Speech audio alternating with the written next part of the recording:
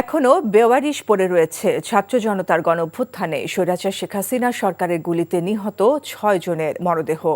Dhaka medical college হাসপাতাল মর্গে বেওয়ারিশ হিসাবে এই ৬টি লাশ পরিচয়ের অভাবে রয়ে গেছে বলে জানিয়েছে বৈষম্য বিরোধী ছাত্র আন্দোলনের জুলাই গণঅভ্যুত্থান বিষয়ক বিশেষ সেল। আপেল শাহরিয়ার রিপোর্ট। ফ্যাসিবাদী স্বৈরশাসনের বিরুদ্ধে রুখে দাঁড়িয়েছিল দেশের সাধারণ ছাত্র জনতা।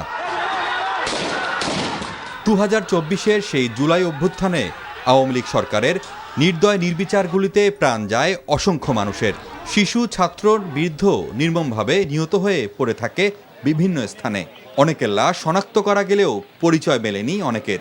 এমনই 6টি লাশ বেওয়ারিশ হিসেবে পড়ে রয়েছে ঢাকা মেডিকেলের মর্গে, যার মধ্যে একজন নারী।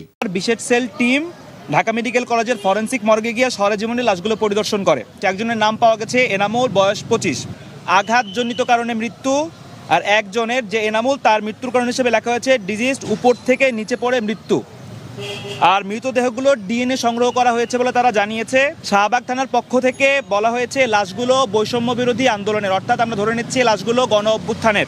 24 জুলাই আগস্ট থেকে এ পর্যন্ত কারো স্বজন নিখোঁজ থাকলে ঢাকা মেডিকেল কলেজের মর্গে যোগাযোগের অনুরোধ জানিয়েছে বৈষম্য বিরোধী ছাত্র আন্দোলন। তবে কবে এবং কয় তারিখে তারা লাশগুলো এনেছে সেটা এখন স্পষ্ট করেনি।